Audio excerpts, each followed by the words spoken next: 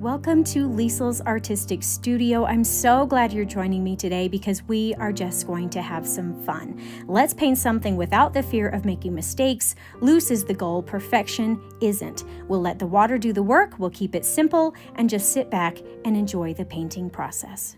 Let's just go ahead and jump right in. I'll just pull out my watercolor paints, a paper towel, some clean water, and some watercolor paper. You can pull out whatever paper you enjoy or have on hand. Today I'm going to be using this Meeden watercolor blocker pad. It's cold press and 100% cotton, and I really like this for simple, quick painting projects like today's because since it's already bound, it's ready to go. I don't have to tape it down or anything. Then of course we need some brushes. I'll use some of my Craftamo brushes today. I'm not exactly sure which ones we need yet, but maybe let's pull out the number 6 round, the angle brush, which is approximately a 1/4 inch, maybe slightly larger, and the number 3 round. And just as a side note, this set is back in stock right now, so I will leave a link for that in the description of this video if you're interested, along with links and information for any of the other products you see me using today. Then I'm also going to pull out a Filbert brush. This is one from my monthly subscription boxes, but again, you can just use one that you have on hand. I've labeled this one as 1/2 inch Filbert because that's approximately the base width of the bristles. Okay, I think that is everything. Let's just dive right in here. Now, starting with the Filbert brush, let's paint the main loose, larger flowers in the center of the page first that can kind of create the focal point for the piece. Now, you of course can use any color that you want to for this. This is Ultramarine blue that I'm pulling out here, and I'm just keeping it pretty concentrated with paint. Not a ton of water in the mix, just enough to make it fluid, but I'd really like to keep my color saturated for these first flowers. All right, here we go. We are just going to practice making a few strokes with this brush now, and as we start to combine and layer these on here, I think we'll be able to make a nice loose-looking flower. Let's start with the center of the flower and work our way outwards. So I'll just do a little side swipe or curve first, starting the stroke with the rounded end of the brush to make a lovely rounded petal end. Then I'll add another maybe shorter stroke here in the center and a second curved stroke on the opposite end to tie everything together. Now up on the top of these, I'll paint just a few very small strokes of the brush for the back side of the flower. Nothing too fancy here. I'm really not even worrying too much about how they look. We're just keeping it loose and giving the general area a bit of color. Okay, that's a great start. We have the center part of the flower done. So at this point, we're just going to use our artistic eye and continue adding in strokes around the center area to fill it out a little bit more and make the flower a little more fluffy looking. And it's okay to leave some white spaces of the paper showing here and there. Sometimes that can just help separate the look of the petals a little bit. But really don't stress too much about this. This does not need to be perfect. We're just having some fun. If nothing else, this is some great brush stroke practice. All right, this is the part that can kind of finish off the look of our flower. Let's paint in some petals at the bottom of the flower. Now these petals will be painted with the same stroke, but we'll be moving upward into the center part of the flower. But really, this is just using the same strokes again, just in a different direction. Okay, well done. Not too bad for a quick, loose flower. As an option, if the paint is still wet, you can even take a touch more of that ultramarine blue and dab just a bit of that color into the bottom center area of the flower to add sort of a dark shadow space. But if you like yours how it is, then don't even worry about this part. All right, very good. That was pretty simple to do. Let's go ahead and add another one of these same types of flowers just off to the other side now, maybe even tilted in the opposite direction this time. The biggest thing to try to do here is paint these so that they're fairly close to each other in the end, maybe even touching or overlapping. This just helps create a tight, close-knit composition in the end. You know, I kind of had a nice break from painting over the Christmas holidays, and getting back into the swing of things, I really just needed something that was more relaxing and kind of fun to paint today. This really should just be an enjoyable piece to try. I love helping people enjoy creating their own artwork. I put out tutorials on here that are anywhere from beginner friendly to more advanced so that there's something for everyone. So make sure you subscribe if you haven't already so you don't miss out on any of those new and upcoming tutorials.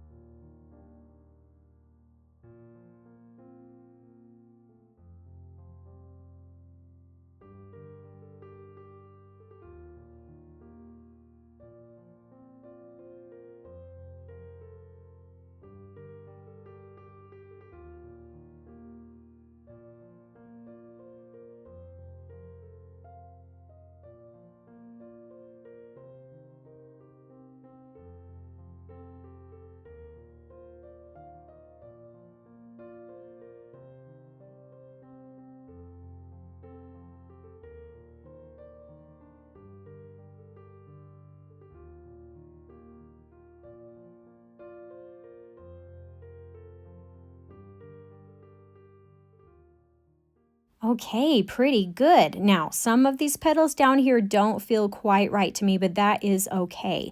I'll just go ahead and add another stroke or two in here to make them a little bit more to my liking. All right, good enough. This is a great little start to our piece. So let's go ahead and switch over to the number 6 round brush and pull out a little bit of sap green paint onto our tray for some background leaves. Now again, since we are just doing this free-handed, we are going to go with the flow. Let's use our artistic eye again and just start painting some leaves in wherever we feel like they might look good. And like I said, yours might turn out differently than mine, and that is absolutely okay.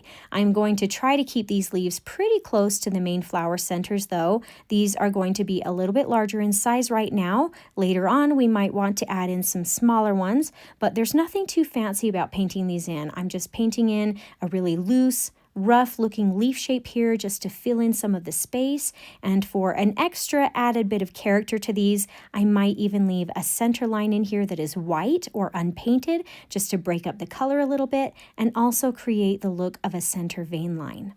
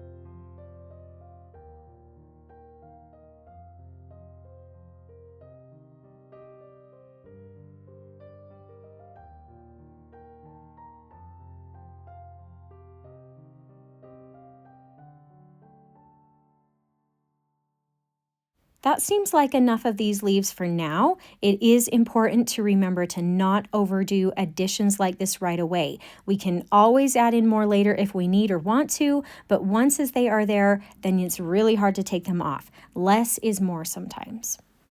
Let's maybe add in some buds to this piece next to kind of add a different element to it so we can enjoy also practicing some more brush strokes. So let's switch over to the angle brush next for these. I'm going to change things up a bit and pull out a little bit of phthalo blue here. This time I will water down this color with some extra water though to keep it a little bit more on the lighter side of things. This is just going to kind of be a base layer color for the buds.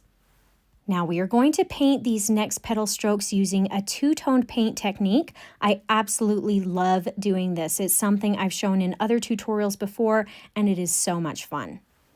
So what we're going to do is load our brush with the lighter base layer of the watered down phthalo blue. Then we'll just take the longer tip of the brush bristles, maybe about halfway, and we'll swipe that tip into the darker ultramarine blue color. Now that our brush is loaded, we can paint in the stroke. We'll start by just painting in the first half of the bud, holding the brush with the longer point facing downward. We'll pull the stroke out and up so that the width of the brush is painting the larger part of the petal. Then we'll turn the brush slightly to end the stroke with a nice point at the tip with the shorter end of the brush. I'll rinse my brush off and then reload it again for each stroke so that I can get a nice two-toned look.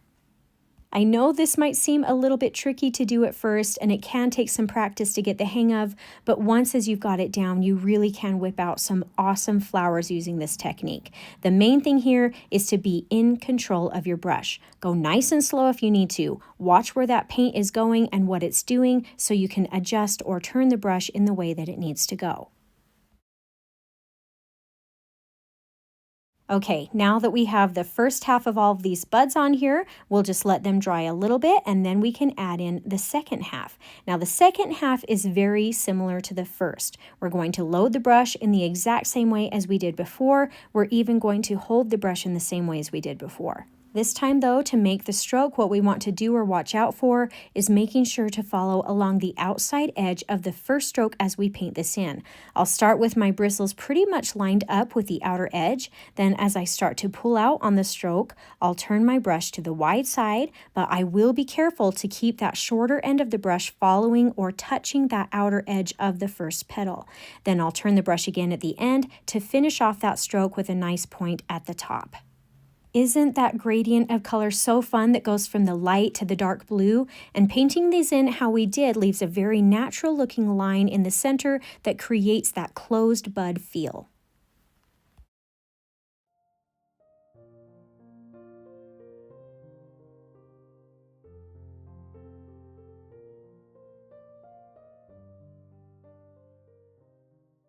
Now that I have these first buds done and in place, I do feel like I might want to add a couple more, so I'll just go ahead and do that really quickly, and then we can move on.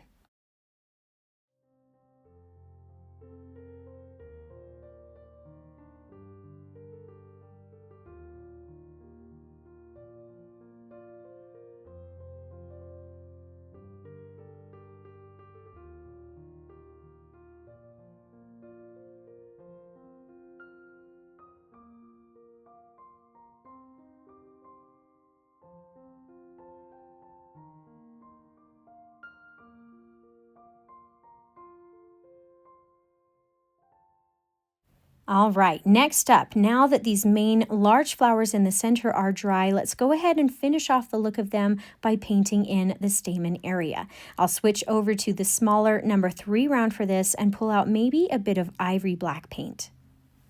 Now, I do want to keep some of these petal shapes intact here, so I'll actually just paint some black color right around this middle petal first. Then I'll go ahead and paint some lines of color spreading out and up for the stamen area, and maybe for a fun finished off look of this, I will paint in some small dots of color at the tops of these lines.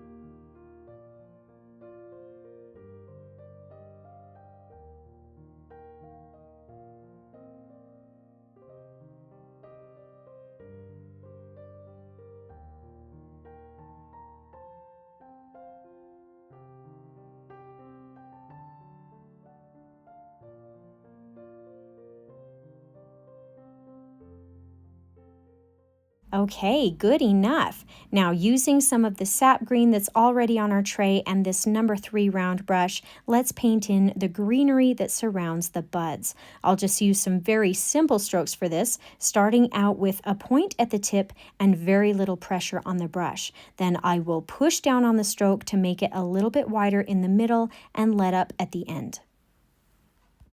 I'll paint 3 of these strokes around each bud, maybe making some a little bit taller or shorter in length, or maybe some might poke out a little bit more than others, just whatever you feel like gives them a hint of variety.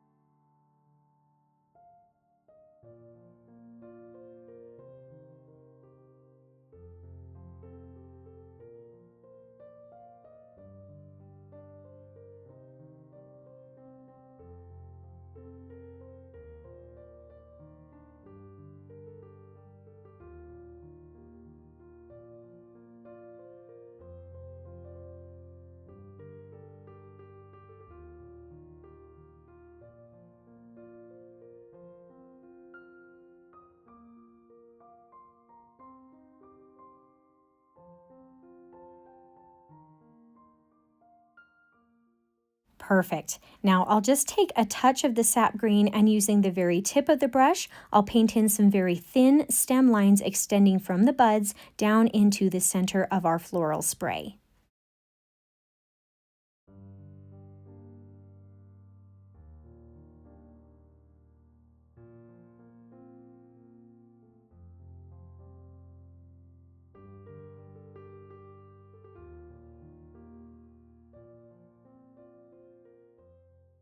All right, now a good rule of thumb when creating compositions is creating big, medium, and small shapes. Right now we have some good big shapes and medium shapes, so maybe we'll throw in a few smaller leaves in here as well. I'll just start painting in the stem line first for where I'd like these leaf branches to go. Again, not too many of them to start with.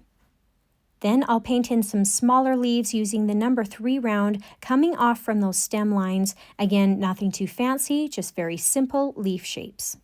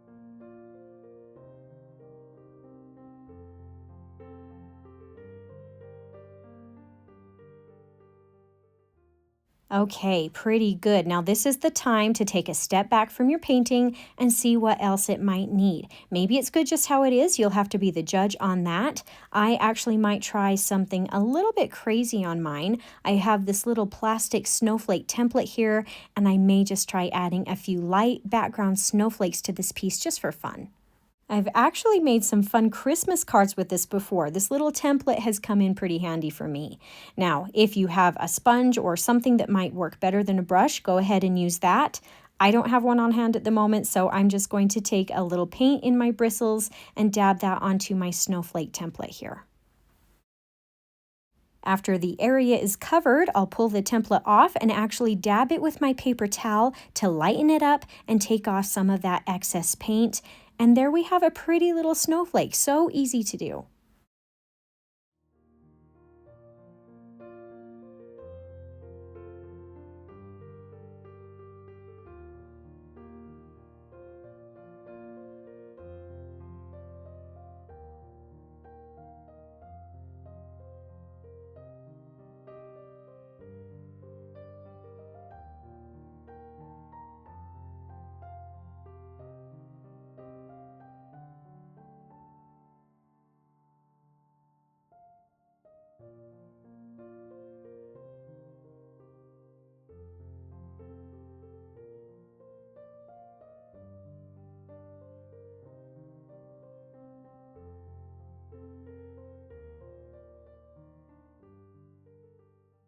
That kind of added a fun little element to this piece, don't you think?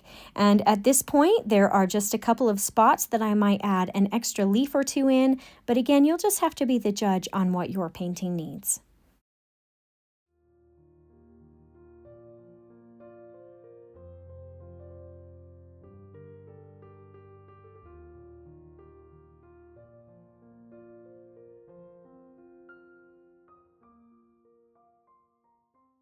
Well, I think that looks good enough. It's not a masterpiece, but it was definitely enjoyable to do, which should always be the goal when we sit down to paint.